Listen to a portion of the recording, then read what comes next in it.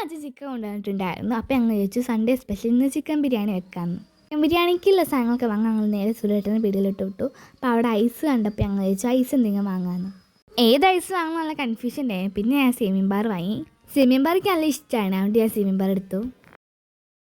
ബിരിയാണി വെക്കാൻ വേണ്ടി കുറേ സാധനങ്ങളൊക്കെ വാങ്ങാണ്ടായിരുന്നു സുരേട്ടന് പിടിയെന്ന്. അച്ഛൻ ഓരോ സാധനങ്ങളൊക്കെ വാങ്ങിയിട്ടുണ്ടായിരുന്നു. ലാസ്റ്റ് ഞങ്ങൾ ബില്ലൊക്കെ ചെയ്ത് സാധനം വാങ്ങി വീട്ടിലേക്ക് പോവാണ്. അപ്പോൾ ഇവിടെ ആദിവാസി കാട്ടുതല വിൽക്കുന്നുണ്ടായിരുന്നു. ഇത് നിങ്ങൾ വാങ്ങിയിട്ടുണ്ടോ കമൻറ്റ് ചെയ്യാം. നമുക്ക് ചിക്കൻ ബിരിയാണി ഉണ്ടാക്കാൻ പഠിക്കാം. അപ്പം അതിനായിട്ട് നമ്മൾ ബസുമതി അരിയായിട്ട് എടുത്തിട്ടുള്ളത്. ചിക്കൻ നന്നായി കഴുകാം. കഴുകി വൃത്തിയാക്കി ചിക്കനിലോട്ട് നമുക്ക് കുറച്ച് മുളക് പൊടി ഇട്ടെടുക്കാം. മുളക് പൊടി ഇട്ട ശേഷം നമുക്ക് നാരങ്ങ നീര് ഒഴിച്ചു കൊടുക്കാം കേട്ടോ. അതിൻ്റെ ശേഷം എനിക്ക് കുറച്ച് മഞ്ഞൾപ്പൊടി ഇട്ടെടുക്കാം. വെളുത്തുള്ളി ഇഞ്ചി പേസ്റ്റ് പിന്നെ മല്ലിപ്പൊടി ഇട്ടെടുക്കാം. ഇങ്ങനെ നന്നായിട്ട് ഇതൊക്കെ മിക്സ് ചെയ്തെടുക്കണം.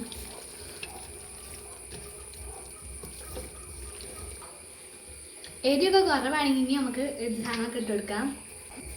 നമുക്ക് ഗരം മസാല ഇട്ടെടുക്കാം.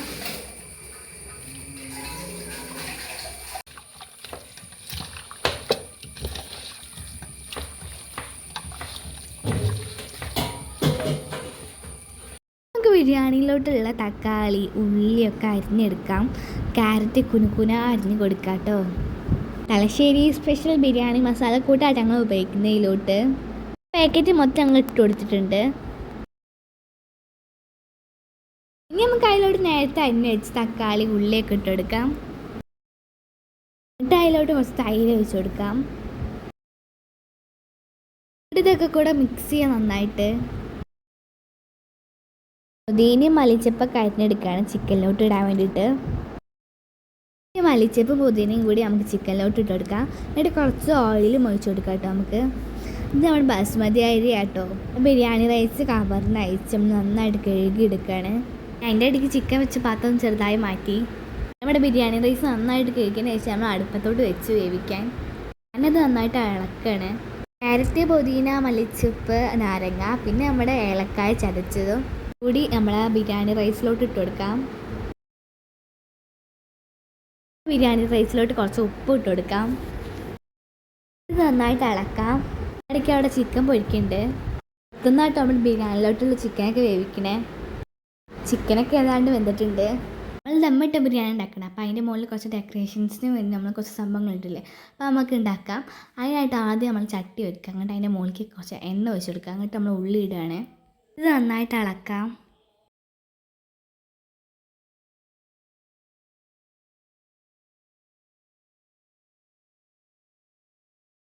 അപ്പോഴത്തെ നമ്മുടെ ബിരിയാണി റൈസ് അവിടെ സെറ്റ് ആയിട്ടുണ്ട് കേട്ടോ. ഈ ബിരിയാണി റൈസ് നമുക്ക് ഊറ്റിയെടുക്കാം. ഞാനാണ് ഈ ബിരിയാണി റൈസ് ഊറ്റുന്നത്, അതുകൊണ്ട് തന്നെ കുറച്ച് നെല്ലിക്കൊക്കെ ഊന്നിട്ടുണ്ടായിരുന്നു. ഇതൊന്നും മൈൻഡ് ചെയ്യാതെ വീണ്ടും നമ്മൾ ബിരിയാണി റൈസ് ഊറ്റുകയാണ്. റൈസ് നമ്മൾ പാത്രത്തിലോട്ട് മാറ്റി. ഇത് നമ്മൾ നേരത്തെ ഡെക്കറേഷന് വേണ്ടി വഴറ്റിയെടുത്ത ഉള്ളിയാണ്.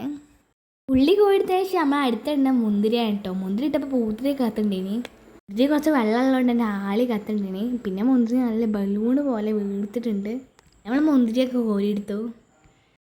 പിന്നെ അതിൻ്റെ അണ്ടിപ്പരിപ്പാണ്. പരിപ്പ് ഞാൻ നന്നായിട്ട് ഇളക്കിയൊക്കെ കൊടുക്കുന്നുണ്ട്. നമ്മൾ ബിരിയാണി ദമ്മിടാൻ വേണ്ടി പോവാണ്. നമ്മുടെ ചിക്കനിലോട്ട് റൈസ് ഇട്ട് കൊടുക്കുകയാണ്. ഞാനത് ഇട്ട് കൊടുക്കണേ.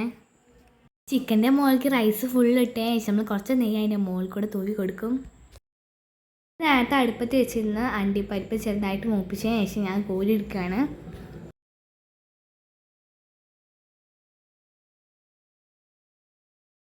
നമ്മുടെ ചിക്കൻ ബിരിയാണി ദമ്മിട്ടുകൊണ്ട് നിൽക്കുകയാണ് അച്ഛൻ. അതിൻ്റെ മുകളിൽ കൂടെ കുറച്ച് കനലൊക്കെ ഇട്ട് കൊടുക്കുന്നുണ്ട് അച്ഛൻ. ചിക്കൻ ബിരിയാണി ഉണ്ടാക്കുന്ന പാത്രത്തിൻ്റെ മുകളിലേക്ക് നമ്മളൊരു അമ്മിക്കൂടി എടുത്ത് വെച്ചിട്ടുണ്ട്.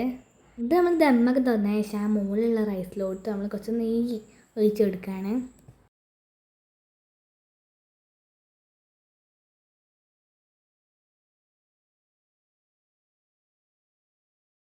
ഇതിന് മുകളിൽ നേരത്തെ വറുത്ത് മാറ്റി വെച്ച ഉള്ളി അണ്ടിപ്പരിപ്പ് മുന്തിരിയൊക്കെ അതിൻ്റെ മുകളിലേക്ക് ഇട്ട് കൊടുക്കാം.